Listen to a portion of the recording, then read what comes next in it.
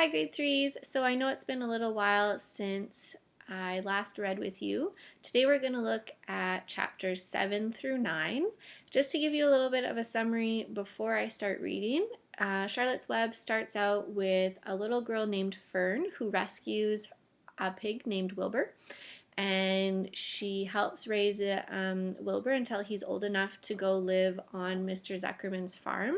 And so far on the farm, Wilbur has tried to escape. He's felt a little lonely, and he's met a new friend, Charlotte. And Charlotte is a spider.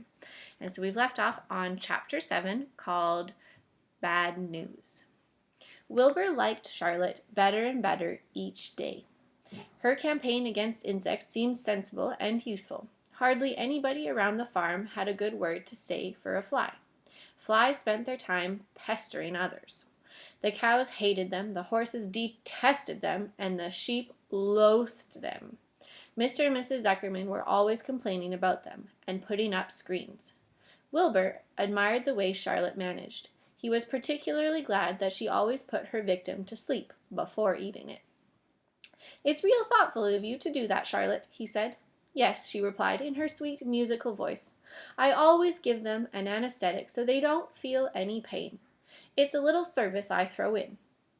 As the days went by, Wilbur grew and grew. He ate 3 big meals a day. He spent long hours lying on his side, half asleep, dreaming pleasant dreams. He enjoyed good health, and he gained a lot of weight. One afternoon, when Fern was sitting on her stool, the oldest sheep walked into the barn and stopped to pay a call on Wilbur. "Hello," she said. "Seems to me you're putting on weight." "Yes, I guess I am," replied Wilbur. "At my age, it's a good idea to keep gaining." "Just the same, I don't envy you," said the old sheep. "You know why they're fattening you up, don't you?" "No," said Wilbur. "Well, I don't like to spread bad news," said the sheep. "But they're fattening you up because they're going to kill you, that's why." "They're going to what?" screamed Wilbur. Fern grew rigid on her stool. "Kill you! Turn you into smoked bacon and ham," continued the old sheep. "Almost all young pigs get murdered by the farmer as soon as the real cold weather sets in. There's a regular conspiracy around here to kill you, and around at Christmas time.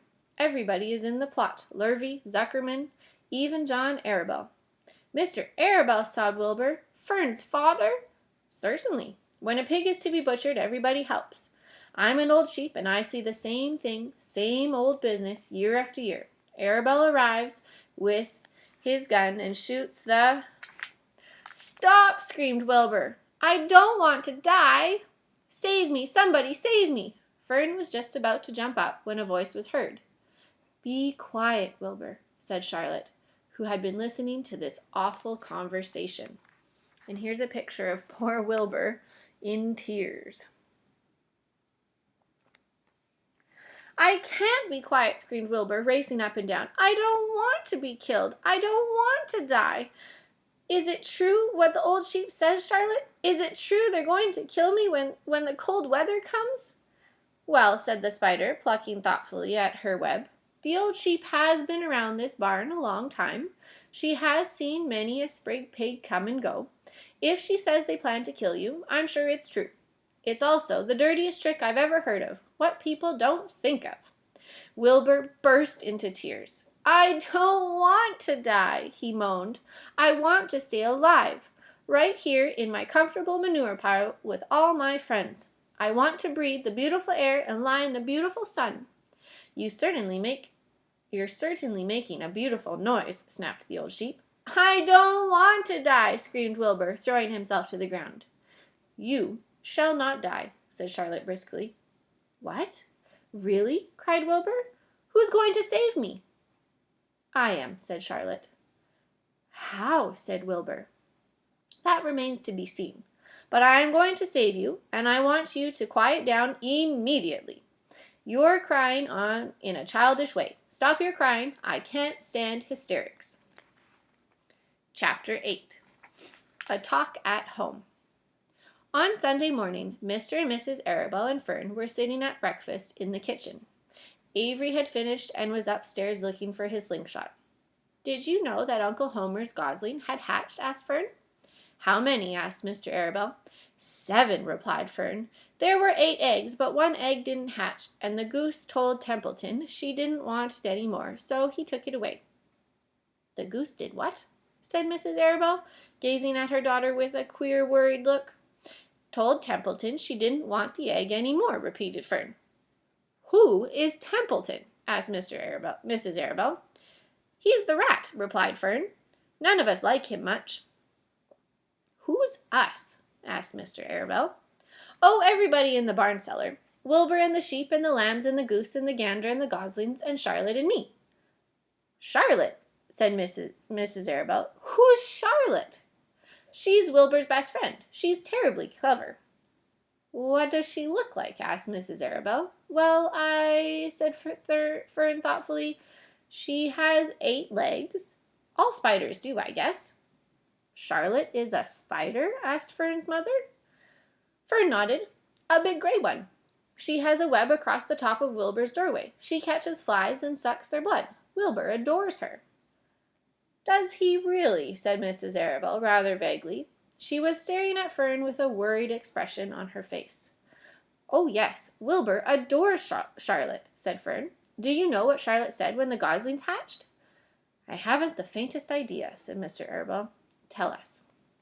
Well, when the first gosling got stuck its little head out from under the goose, I was sitting on my stool in the corner and Charlotte was on her web.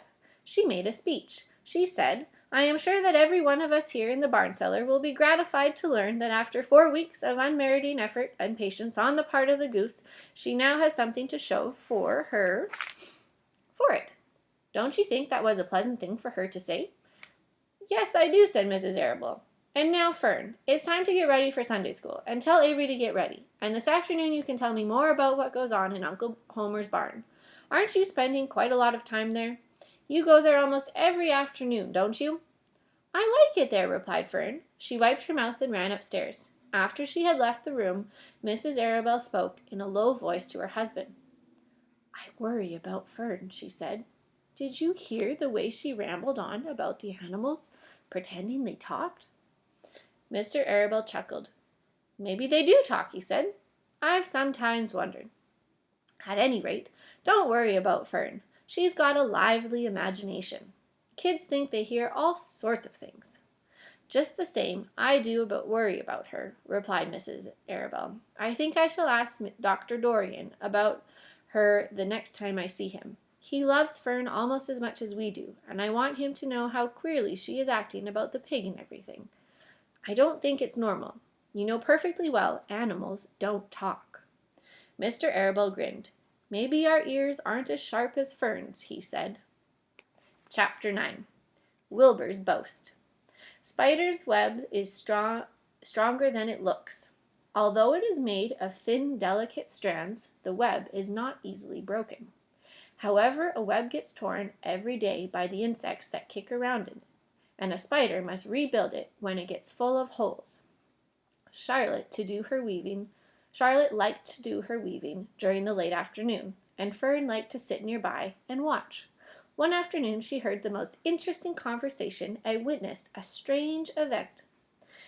You have awfully hairy legs, Charlotte, said Wilbur, as the spider busily worked at her task. My legs are hairy for a good reason, replied Charlotte. Furthermore, each leg of mine has 7 sections.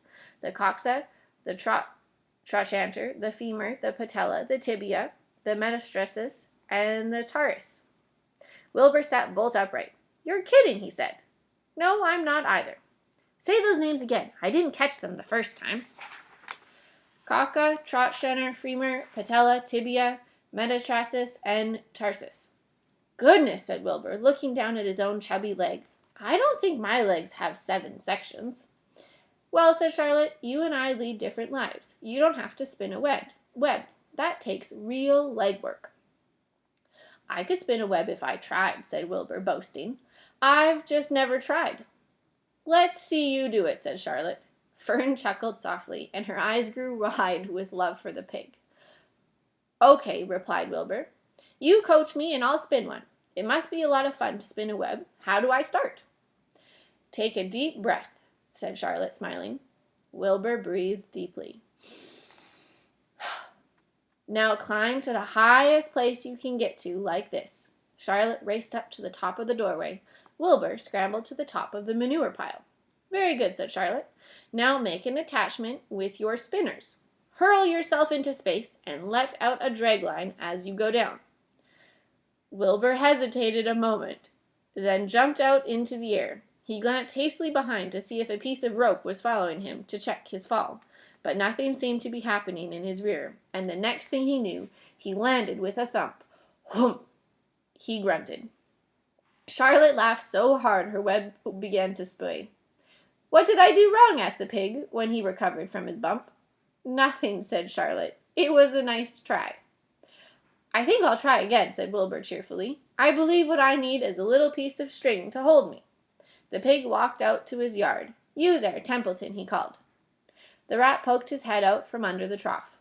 Got a little piece of string I could borrow? Asked Wilbur. I need it to spin a web. Yes, indeed, replied Templeton, who saved string. No trouble at all. Anything to oblige. He crept down into his hole, pushed the goose egg out of the way, and returned with an old piece of dirty white string. Wilbur examined it. That's just the thing, he said. Tie one end to my tail, will you, Templeton? Wilbur crouched low with his thin curly tail toward the rat. Templeton seized the string, passed it around the end of the pig's tail, and tied 2 half-stitch hitches. Charlotte watched in delight. Like Fern, she was truly fond of Wilbur, whose smelly pen and stale food attracted the flies that she needed, and she was proud to see that he was not a quitter and was willing to try again and spin the web.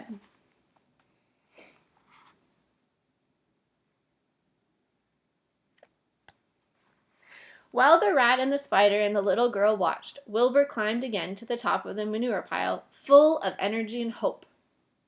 Everybody watch, he cried, and summoning all his strength, he threw himself into the air head first. The string trailed behind him, but as he had neglected to fasten the other end of anything, it didn't really do any good, and Wilbur landed with a thud, crushed and hurt. Tears came to his eyes. Templeton grinned. Charlotte just sat quietly. After a bit, she spoke. You can't spin a web, Wilbur, and I advise you to put the idea out of your mind. You lack 2 things needed for spinning a web. What are they? Said Wilbur sadly. You lack a set of spinnerets, and you lack knowing how. But cheer up. You don't need a web. Zuckerman supplies you with 3 big meals a day. Why should you worry about trapping food? Wilbur sighed. You're ever so much cleverer and brighter than I am, Charlotte. I guess I was just trying to show off. Serves me right. Templeton untied his string and took it back to his home. Charlotte returned to her weaving. You needn't feel too badly, Wilbur, she said. Not many creatures can spin webs. Even men aren't good at it as spiders, although they think they're pretty good, and they'll try anything. Did you ever hear of the Queensboro Bridge? Wilbur shook his head. Is it a web? Sort of, replied Charlotte. But do you know how long it took men to build it? 8 whole years. My goodness, I would have starved to death waiting that long. I can make a web in a single evening. What do people catch in the Queensboro Bridge? Bugs? Asked Wilbur. No, said Charlotte.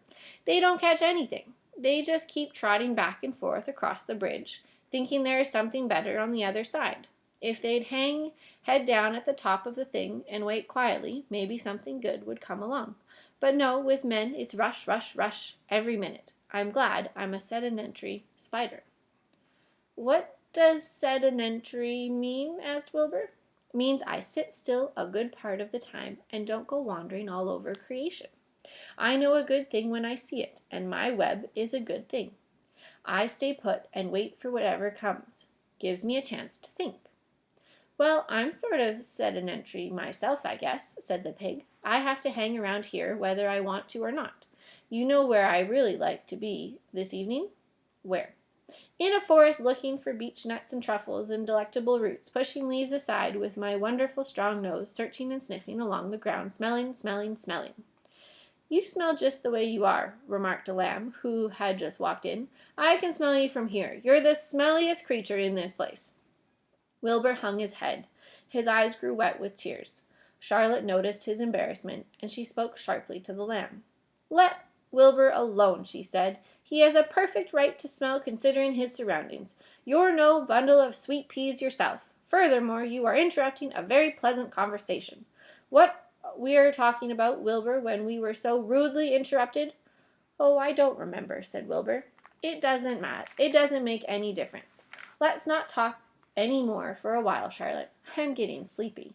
You go ahead and finish fixing your web, and I'll just lie here and watch you. It's a lovely evening." Wilbur stretched out on one side. Twilight settled over Zuckerman's barn, and a feeling of peace. Fern knew it was almost supper time, but she couldn't bear to leave.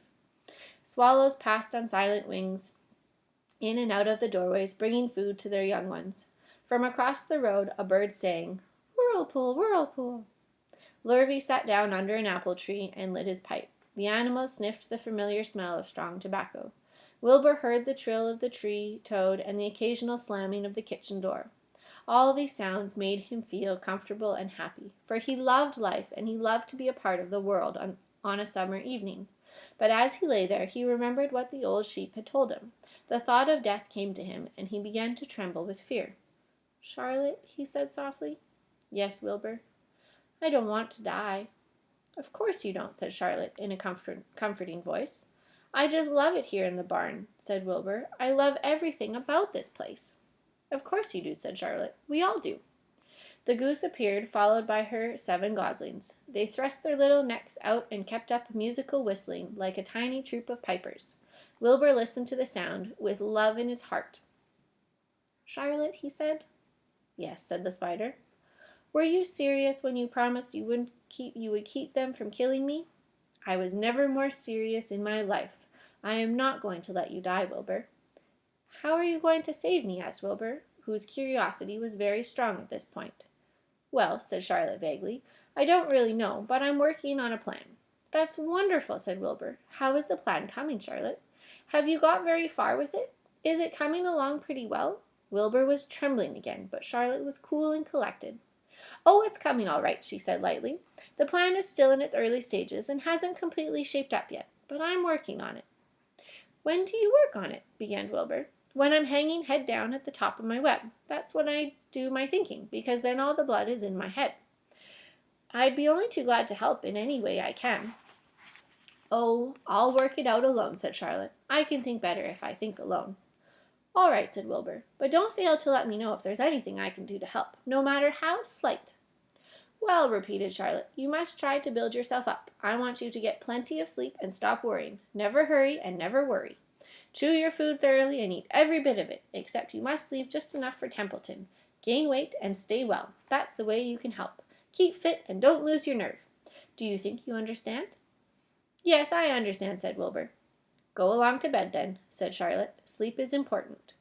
Wilbur trotted off to the darkest corner of his pen and threw himself down. He closed his eyes. In another minute he spoke. "Charlotte," he said. "Yes, Wilbur." "May I go out to my trough and see if I left any of my supper? I think I left just a tiny bit of mashed potatoes." "Very well," said Charlotte, "but I want you in bed again without delay." Wilbur started to race out to his yard. "Slowly, slowly," said Charlotte. "Never hurry and never worry." Wilbur checked himself and crept slowly to his trough. He found a bit of potato, chewed it carefully, swallowed it, and walked back to bed. He closed his eyes and was silent for a while. "Charlotte," he said in a whisper. "Yes." "May I get a drink of milk? I think there are a few drops of milk left in my trough." "No, the trough is dry, and I want you to go to sleep. No more talking. Close your eyes and go to sleep." Wilbur shut his eyes. Fern got up from her stool and started for home, her mind full of everything she had seen and heard. "Good night, Charlotte," said Wilbur. "Good night, Wilbur." There was a pause. "Good night, Charlotte. Good night, Wilbur. Good night, good night." And that is the end of chapter 9.